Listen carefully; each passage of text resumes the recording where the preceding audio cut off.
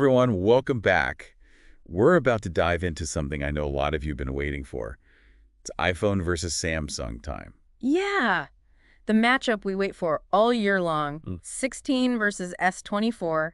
It's gonna be good. Every year, it's the same question. Which one is going to come out on top? Which one should you spend your hard-earned cash on? Right, and they both have these lineups now, right? It's not just one phone against the other. It can be a little overwhelming. You've got the iPhone 16, the 16 Plus. And of course, the Pro. Don't forget the Pro. Oh, absolutely. How could we forget the Pro? And of course, they got to have that Pro Max for those who, To those who want it all the screen real estate, right? Yeah, exactly. And Samsung's right there with them. They've got an answer for everything. The S24. Both 24 Plus and the S24 Ultra matching Apple step for step. It's like they're looking at each other's homework. But you know what? It works. It makes for a great competition, and we all win in the end. We do. But it can be a lot to unpack. So let's break it down. First up, displays. This is always a big one because we're all looking at these screens all day long. iPhone's got their Super Retina XDR OLED, and Samsung's rocking the dynamic AMOLED. I mean, those are some big words, but what's the difference, really? What do people actually notice? So it's interesting, right? Because they're both OLED at the core. Right. But the way they implement it, the way they tune those displays, that's where the differences come in. Gotcha. So it's like they both have the same ingredients, but they're making different dishes. Exactly. Think of the iPhone's OLED as like fine dining. Okay, I like where you're going with this. Yeah, it's like that perfectly balanced, perfectly plated dish. Everything is very precise, very accurate. The colors are going to be incredibly natural. The blacks are going to be super deep. And it's all about that really refined experience. So it's like that classic, elegant look, understated. Exactly. Okay. Now, Samsung, with their dynamic AMOLED, Yeah. that's like going to that super trendy restaurant where the presentation is just as important as the food itself. A little flashy. A little bit. Those Yeah. colors are going to pop. The brightness is going to be cranked up, especially if you're watching HDR content. You're going to notice it. Maybe not quite as accurate in terms of, pure color reproduction as the iPhone. Sure. But it's going to be exciting. It's going to be that wow factor. Okay, so if I'm watching a movie on my phone, I might prefer that Samsung screen, especially if I'm outside or something. Yeah, absolutely. If you're in a brighter environment, that extra brightness from the Samsung is really going to help. Okay, that makes sense. Now let's talk about what's powering these beasts, because it's not just about the looks. iPhone's got their A18 Bionic chip. In Samsung, they're using the Snapdragon 8 Gen 3, at least in some markets. Right. They also have their own Exynos chips. Always got to make it complicated. It wouldn't be a smartphone launch without a little bit of a chipset debate. Right. To that. But for most people, what does that even mean? Is it really that noticeable? So with Apple and their A18, the advantage there is, well, they control everything, right? They design the chip, they design the software. Hell, Apple. It's a closed ecosystem. And what that means is they can really optimize how those two things work together. So in general, you're going to find that iPhones, even with maybe what looks like lower specs on paper, Right. they tend to perform really smoothly, especially within Apple's own apps, things like that. It just works, as they like to say. Yeah, exactly. Just works. Now, Snapdragon, it's no slouch. Oh, absolutely not. Oh, but Snapdragon is a beast. It powers a lot of different phones out there. And It's a workhorse. exactly. And people love it. So we've got two really great options here. Absolutely. For different kinds of users, too. Yeah, and I think that's a good point to keep in mind as we go through all this. It's not always about, what looks better on paper. It's about how you're actually going to use the phone. All right, let's talk cameras. Everyone wants to know, can these phones take a good picture or what? Oh, they can definitely take a picture. We've got triple lens systems on the iPhone 16 Pros. Quad lens system on the S24 Ultra. They're not messing around. No, they're not. But is it really just about how many lenses you can cram onto a phone? More lenses can be good, but it's really about what you do with them. That's what I'm saying. And Apple, they've been really leaning into this thing called computational photography. Okay, so computational photography. Break that down for me. I feel like that's one of those buzzwords that gets thrown around a lot. What is it actually doing? So instead of just relying on the hardware, the lenses, the sensors, computational photography uses a lot of software tricks, algorithms basically, to analyze a scene and say, okay, how do we make this picture the best it can be? So it's like having a little photo editor built right into your phone. Kind of, but it's happening in real time right as you're taking the picture. So you might not even realize all the work that's going on behind the scenes. Wow.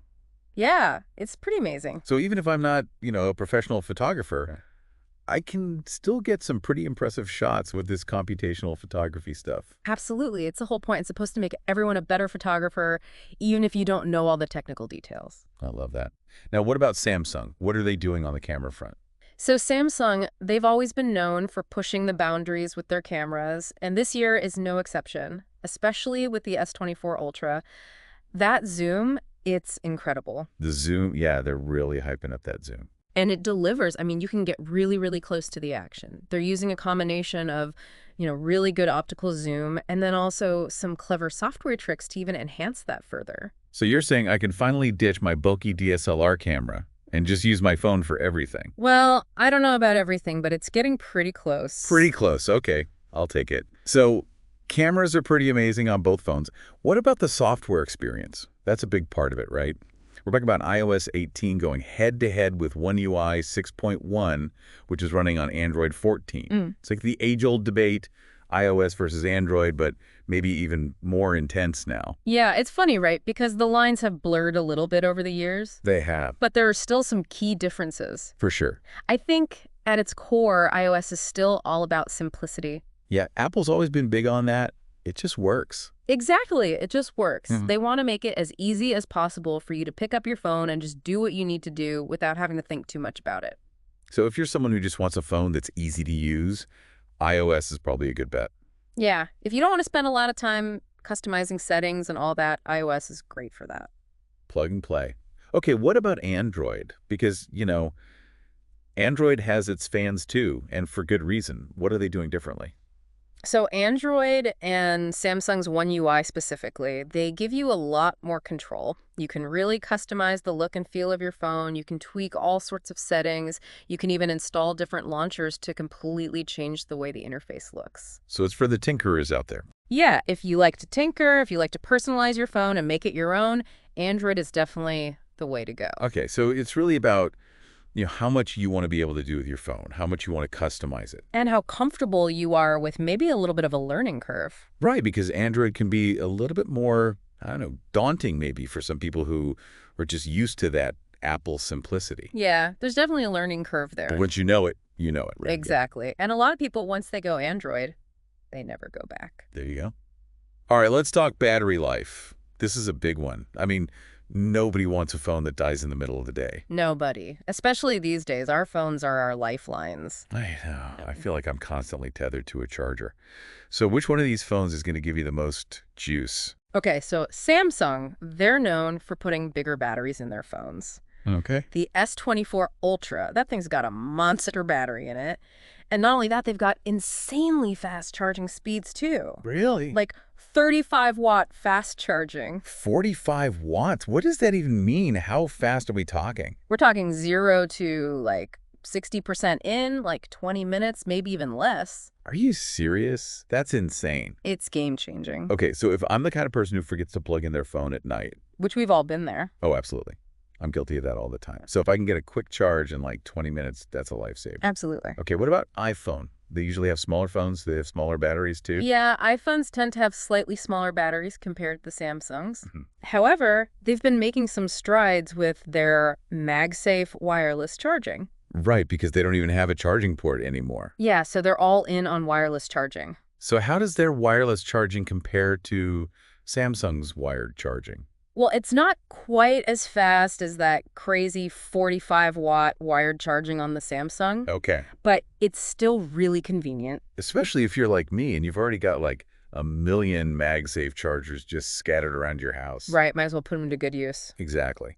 All right, so we've covered a lot of ground here. We've talked displays, processors, cameras, software, battery life. I mean, are we missing anything? I feel like those are all the big ones. I think we hit all the highlights. So the question is, which phone wins? iPhone 16 or Samsung Galaxy S24? Ah, the million-dollar question. Yeah. It's tough to say. I figured you were going to say that. Because they're both so good. They really are. It's Yeah. like every year they just get better and better. It's a good time to be a tech fan. It is. Yeah. But it also makes it hard to choose. So help us out here. What are the key takeaways? If someone's trying to decide between these two phones, what should they be thinking about? I think first and foremost, you got to think about your priorities. what's most important to you in a phone.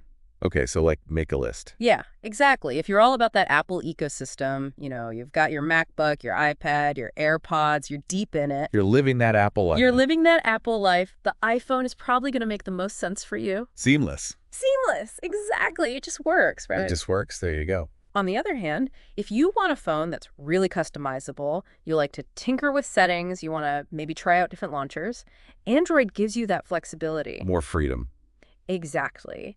And then think about how you use your phone. If you're a heavy user, you're always on the go, you need a phone that can keep up.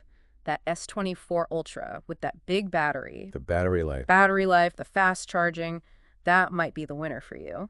Makes sense. But if you're more of a casual user and you're okay with topping off your battery throughout the day. Maybe you're near a charger most of the time anyway. Exactly. That iPhone might be perfectly fine. It's all about your lifestyle. It really is. There's no right or wrong answer here. Well, I think you've given us a lot to think about. This was great. Glad we could help. I feel like we do this every year. But every year, it's just as exciting. The technology just keeps getting better and better. I know. It's amazing. All right, well, we'll be back next year to do it all again. But until then, everyone, happy phone shopping. See you next year.